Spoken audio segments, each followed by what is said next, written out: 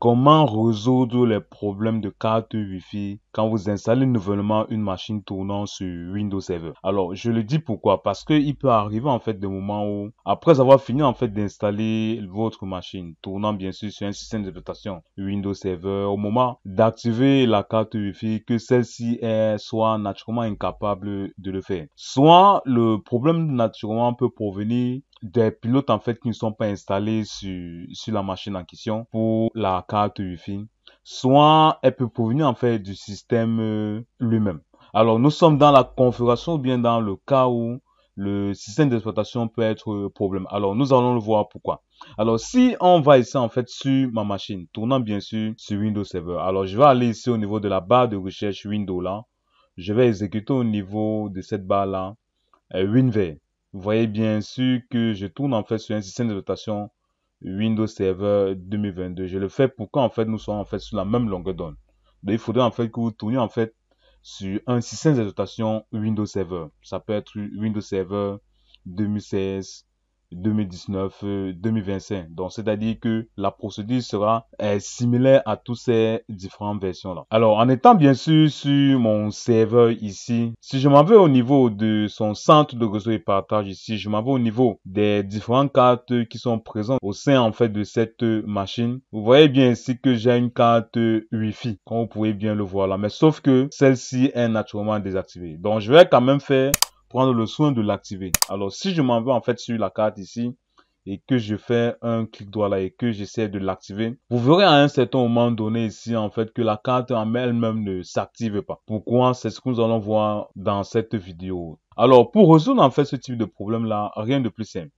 Je vais donc aller ici au niveau du gestionnaire de serveur ou bien le server manager.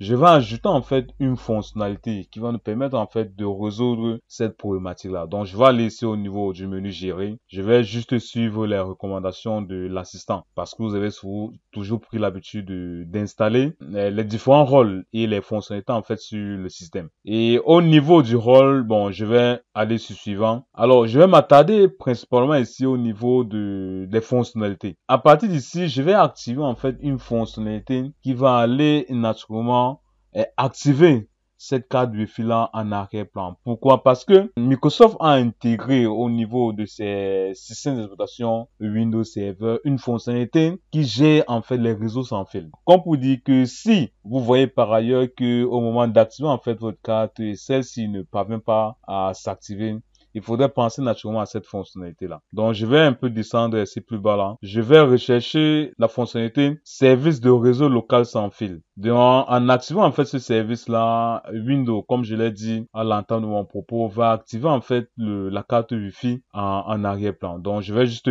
installer en fait la fonctionnalité en question. Je vais appuyer là sur installer et vous voyez en fait là qui commence à démarrer le programme d'installation. Donc je vais juste refermer cet assistant là et en allant ici au niveau du gestionnaire de serveur lui-même, vous voyez qu'il y a une tâche en fait qui est en train de s'exécuter. Donc on va juste patienter un peu le temps en fait pour le système d'installer en fait cette fonctionnalité en intégralité. Et maintenant que la fonctionnalité est bel et bien installée, je vais faire un redémarrage en fait de la machine pour que celle-ci puisse prendre en compte la fonctionnalité qu'on a ajoutée précédemment. Donc je vais juste redémarrer la machine. Je vais juste avancer la vidéo pour que celle-ci ne soit pas assez longue.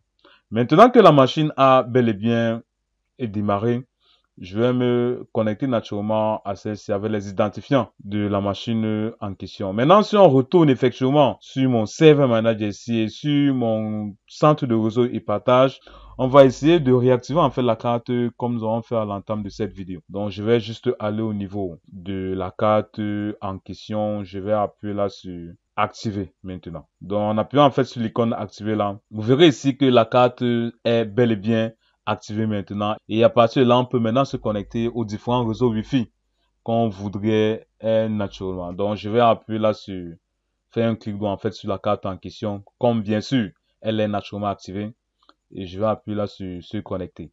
Maintenant que la carte se connecte là, je vais me connecter en fait au réseau Wi-Fi environnant, donc naturellement au réseau Link 6. Et quand j'appuie sur connexion là, vous voyez en fait ici que la carte est bel et bien connecté et que ma machine est bel et bien fonctionnelle en fait sur cette carte-là. Donc, on pouvait bien l'apercevoir. Alors, c'était une astuce en fait que je tenais absolument à partager avec vous pour que si vous avez naturellement les problèmes de carte Wi-Fi tournant bien sûr sur un système d'exploitation Windows Server, il faudrait naturellement penser à activer la fonctionnalité. Alors, si ce contenu vous a réellement intéressé, vous n'avez qu'une chose à faire, de le liker, de le commenter et surtout de le partager massivement parce qu'en le faisant, vous permettrez naturellement à l'algorithme de mieux nous référencer et en l'occurrence à notre grande communauté de grandir. Sur ce, on se dit à bientôt dans une nouvelle vidéo.